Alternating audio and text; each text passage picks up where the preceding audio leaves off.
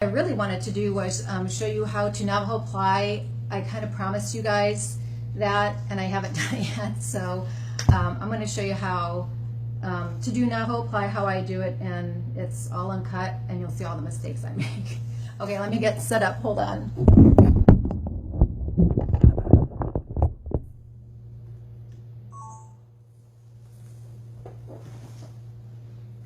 Okay, I think you can see okay. I spun a single yesterday, a few ounces, but I spun as thin as I could do it. I'm not technically a really thin spinner, but I made myself do it. So this is the Eszee tool card, and there's a yarn gauge on the back. So I think I was spinning, looks like maybe between a 30 and 25 wrap per inch, which ain't bad for me because my normal spinning weight is probably more like a worsted. It's thick. I like to spin a little on the thicker side. So I have that, and I put it on my little Lazy Kate next to me on a table so it's parallel to the orifice. If you're asking questions, I'm sorry, I can't, well, I'll try to answer. And so what I did is I attach the yarn to my leader, and then you want to make a slip knot. And I already kind of got going, so you wouldn't have to see that dirty part of, of me trying to get it hooked to my leader. So I have a little loop, and I'm holding on with this hand so the twist doesn't travel down. I want to keep it where it is. Let's get that loop open. See what I told you? You're going to see the down and dirtiness of it. All right, so there is the loop. Now I'm going to put my fingers through the loop, and I'm going to pull this through. Now I have 3 strands. You can see the 3 strands because that's what a Navajo ply is. It's plying 3 strands of fiber. Okay, and I'm just going to treadle. So I spun this to the right, and I'm plying to the left. Now I could slowly bring my hand down. Now the whole time I'm keeping my fingers in that loop because I don't want it to close. It just will be a hassle to try to open it back up again. Okay, so what I do is I just let it go a little bit to see if it's balanced. Whoops, and it is. So I'm going to let that go in, and I'm going to put my fingers to the loop again and pull through. Now I keep it taut so it doesn't get any kinks in it, and when I come over you'll see where the 2 yarns are looped. You might want to give it just a little bit of a twist so it kind of buries itself in there. Whoop. Okay, let it go in. Keep my hands in the loop, and I'm bringing it through. Now I'm not one of those really fast Navajo pliers like some people can be. And then bring it through. See, I'm kind of slow at it. Okay, now when you kind of get the hang of it, what you can do is count the treadles to get a balanced yarn. So if I have about 10 inches, another way you could do it is just bring your hand down and count your treadles.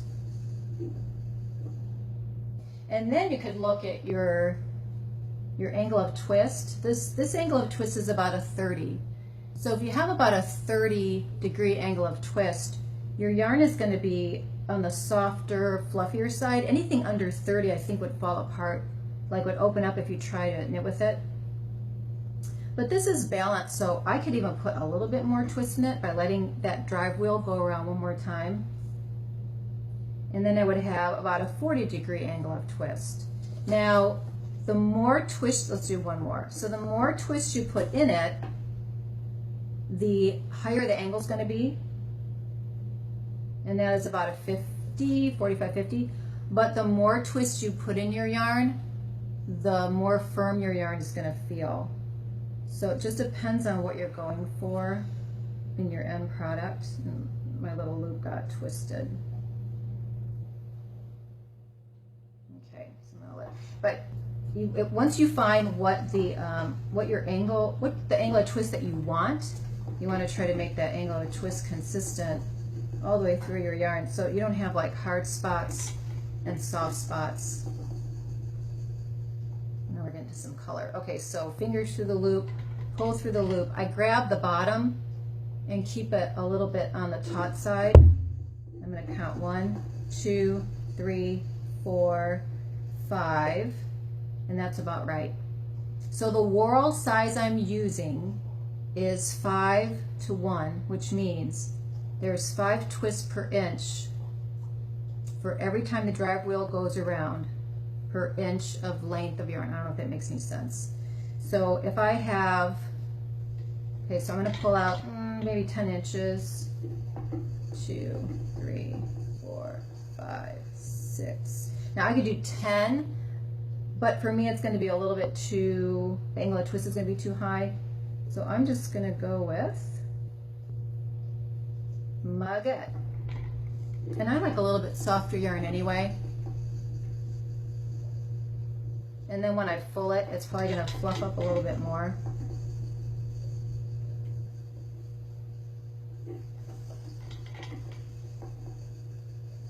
So this is Navajo ply, and it is a 3-ply that I'm plying directly off the bobbin on a 13.7 to 1 ratio. So that was a little bit of a high twist because it was a really thin yarn. And I'm plying it on a 5 to 1.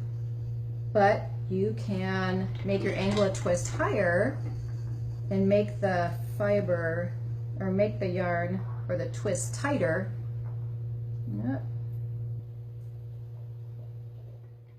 But knowing your whorl sizes really make a difference in your yarn. And some people overspin their plies because they're not counting their treadles, or they're using a too small whorl. You know, there's just so many different variables that go into it.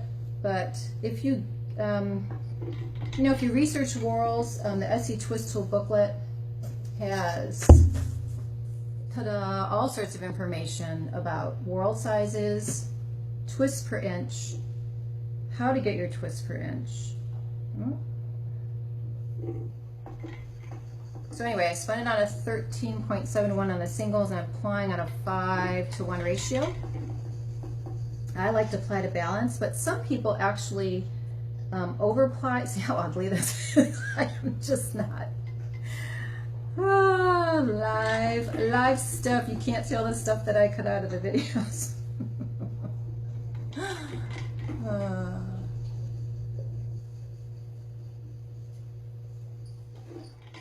So anyway, with the whorl size, so get to know your whorl sizes, be friends with them. So let's say you have a 5 to 1 ratio, which means you get 5 twists per inch every time you draft 1 inch of fiber, and your drive wheel goes around 1 time.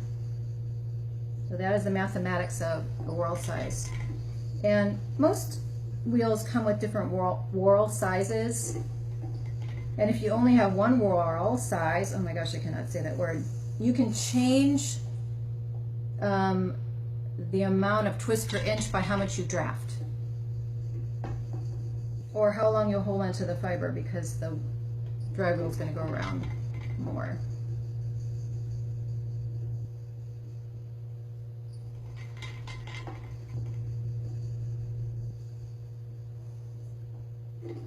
Whoops. Pull it through the loop. And you have 3, see the 3 strands, if you can see them.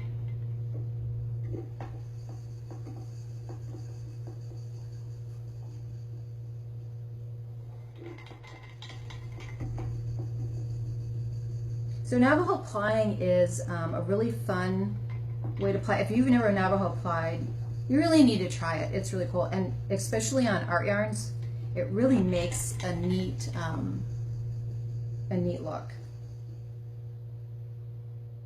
And I think there's an N Ply Facebook page run by Michelle Snow, so you could be in the elite group of Navajo pliers. It's like doing thick and thin. It's like once you get it, it's like, ah. It's true. It's like, oh my gosh, I try and try and try. I cannot figure it out. And then one day you get it and you're just like, oh my gosh, I can't believe I just did that. And then you have another tool in your arsenal of spinning, which opens up your world a little bit more.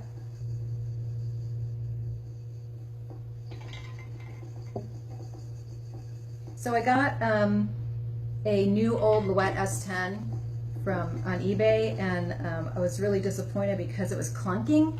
There was something somewhere in the wheel that's clunking, and I was going to raffle off this Louette, and I was really disappointed because I was going to have to send it back to Holland, and I didn't want to do that.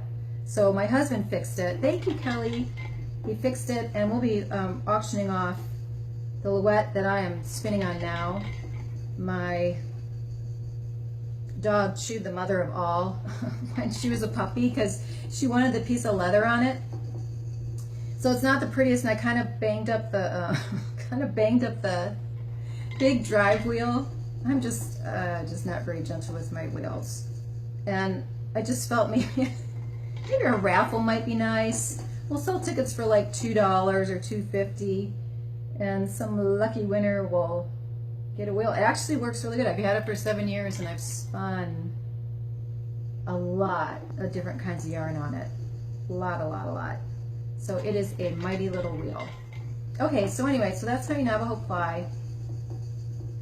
Oh, and just let me show you something. So if I hold it and keep treadling, I'm going to show you how over twisted that's going to get. See how over twisted that is?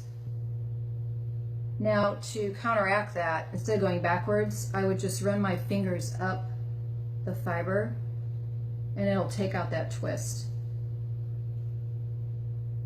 But it has a pretty high angle of twist now, so.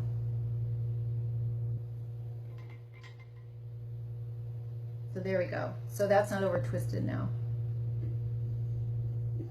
But people always ask, how can they stop over twisting their yarn? Now, if you're going to ply yarn, the single is going to be a little over twisted anyway, because you want to over twist it a bit, because you're going to take out the twist when you ply it. So that's going to have a little over twist. It's when you ply it that people over twist a bit. Not everybody, of course, but you know, I did. I didn't know what I was doing. I had no clue. But once you learn the technical part of spinning, and it's really mathematical actually, but try to learn the technical part of spinning, because it's going to make you that much better of a spinner. And I know a lot of people say that you can do whatever you want. I mean, there's no yarn police kind of thing, and you know, for the most part that's true.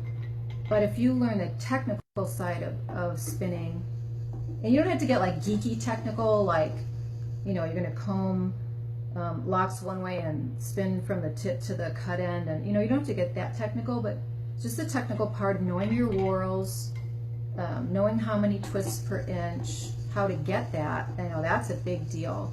And once that whorl opens up to you, you're just going to have the best. Every time a yarn comes off your wheel, you're going to be like, yes, that turned out good, instead of it being a surprise. Because I used to spin like that. I'm like, man, I have no clue what I'm doing, or how did I get that yarn? Man, that yarn's beautiful, and I have no clue how I did it. But now I know. Now I know exactly what I did and exactly what I need to do to get it again. All right, well, my battery is wearing out, and I think you've had enough of me anyway. All right, guys, thanks for watching. Talk to you later. Bye.